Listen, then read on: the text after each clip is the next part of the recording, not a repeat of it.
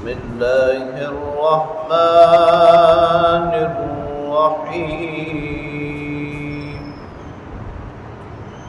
ولكل وجهة هو موليها فاستبقوا الخيرات أينما تكونوا يأت بكم الله جميعا إن الله على كل شيء قدير ومن حيث خرجت فول وجهك شطر المسجد الحرام وإنه للحق من ربك وما الله بغافل عما تعملون ومن حيث خرجت فول وجهك شطر المسجد الحرام وحيث ما كنتم فولوا وجوهكم شطره لئلا يكون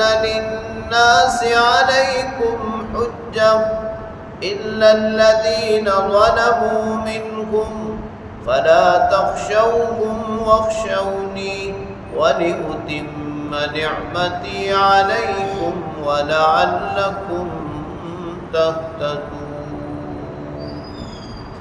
صدق الله وصدق رسوله النبي الكريم سورہ بقرہ کی آیت نمبر 148 تا 150 کی تلاوت آپ نے سماعت کی. ترجمہ سماعت فرمائیں. وَلِكُلِّ وِجْهَةٌ هُوَ مُوَلِّيهَا، ہر شخص کے لیے ایک قبلہ ہے جس کی طرف وہ رخ کرتا ہے. فَاسْتَبِقُوا الْخَيْرَاتِ، نیکی کے کاموں میں ایک دوسرے سے آگے بڑھو. أَيْنَمَا تَكُونُوا يَأْتِ بِكُمُ اللَّهُ جَمِيعًا، تم جہاں بھی ہو اللہ تعالیٰ تمہیں لے آئیں گے. ان اللہ علی کل شیء قدیر، بے شک اللہ تعالی ہر چیز پر قادر ہے. ومن حیث خرجت فول وجہک شطر المسجد الحرام، اور تم جہاں سے بھی نکلو اپنا رخ مسجد حرام کی طرف کر لو. وَإِنَّهُ لَلْحَقُّ مِنْ رَبِّكَ، اور یہ حق ہے تمہارے رب کی طرف سے.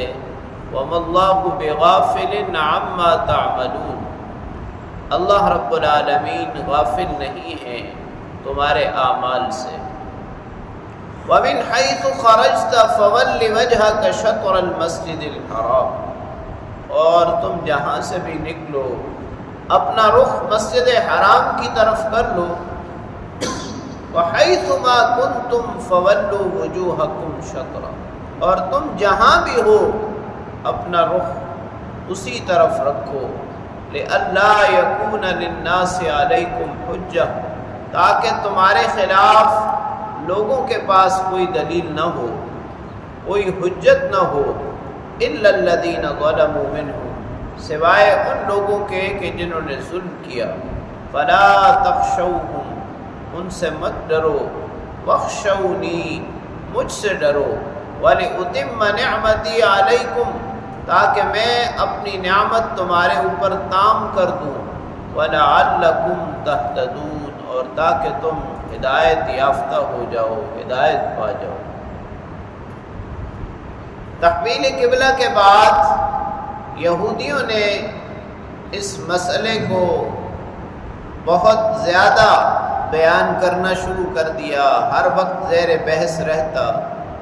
اللہ رب العالمین نے ان آیات بینات میں پہلی بات تو یہ بیان فرمائی کہ اب قبلہ مسجد حرام ہی ہے، چاہے مکہ مکرمہ میں ہوں یا دنیا کے کسی بھی کونے میں، آپ نے رخ مسجد حرام کی طرف ہی کرنا ہے.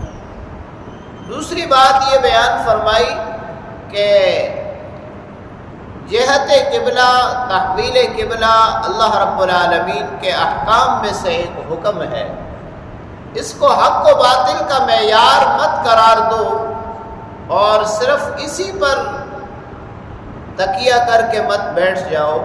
بلکہ دین تو اس کے علاوہ بہت سارا ہے، لہٰذا نیکی کے کاموں میں سبقت کرو ایک دوسرے سے، نیکی کے کاموں میں ایک دوسرے سے آگے بڑھو اور اس بحث کو ختم کر دو۔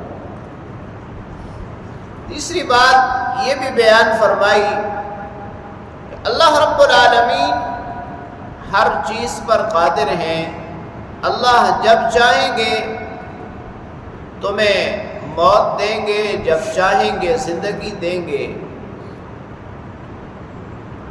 اور صرف مکہ والوں کے لیے یا حجاز والوں کے لیے یہ قبلہ نہیں ہے، بلکہ دنیا میں جہاں جہاں بھی لوگ موجود ہیں ان کے لیے قبلہ مسجد حرام ہے۔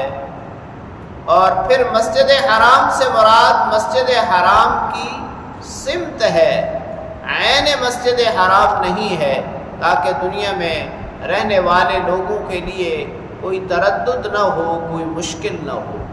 تو لہٰذا قبلہ ایک سمت ہے، جس سمت کا اللہ رب العالمین نے حکم دے دیا، اسی سمت رخ کر کے اپنی عبادات کو ادا کرنا ہے۔ اور فرمایا لِأَلَّا يَكُونَ لِلنَّاسِ عَلَيْكُمْ حُجَّةٌ، یعنی جب اللہ رب العالمین نے اب تمہارا قبلہ تبدیل کر دیا ہے، تحویل قبلہ ہو گیا ہے، تو اس کی آپ پوری پابندی کریں، تاکہ اب کسی کو تمہارے خلاف کوئی دلیل نہ ملے، کوئی حجت نہ ہو۔ ہاں، لیکن کچھ لوگوں کو یہاں بھی مستثنا قرار دیا، وہ یہودی تھے جو محض ضد، عناد اور تعصب کی وجہ سے بار بار اس کو زیر بحث لا رہے تھے، اور لوگوں کے ذہن میں یہ بات ڈالنے کی کوشش کر رہے تھے کہ دین اسلام حق کا دین نہیں ہو سکتا، اس لیے کہ پہلے تو یہ بیت المقدس کی طرف نماز رخ کر کے نماز پڑھتے تھے، اب بیت اللہ کی طرف رخ کر کے پڑھتے ہیں، تو حقیقت میں ان کا قبلہ کیا ہے؟ تو اللہ نے فرمایا یہ جو ظالم لوگ ہیں ان کی پرواہ کرنے کی ضرورت نہیں ہے، مجھ سے ڈرو اور میری اتباع کرو، تاکہ میں تمہارے اوپر اپنے احسان بھی تام کر دوں، اپنی نعمتیں بھی تمام کر دوں، اور تمہیں ہدایت کے راستے پہ چلاؤں، تم سیدھے راستے پہ، ہدایت کے راستے پہ چلو۔ اللہ کریم سے دعا ہے اللہ تعالیٰ کلام پاک کو پڑھنے، سمجھنے اور اس پر عمل کرنے کی توفیق نصیب